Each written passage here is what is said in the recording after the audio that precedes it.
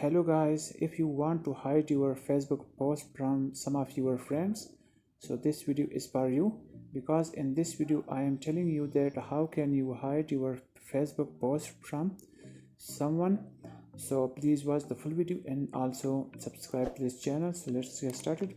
First of all, when you upload or share your post on Facebook and you want to hide it from some of your friends, so for this, tap on the three dots above, tap on the three dots on the upper right corner of the post, and here you can see edit privacy option. Simply tap on this and here you will see some options.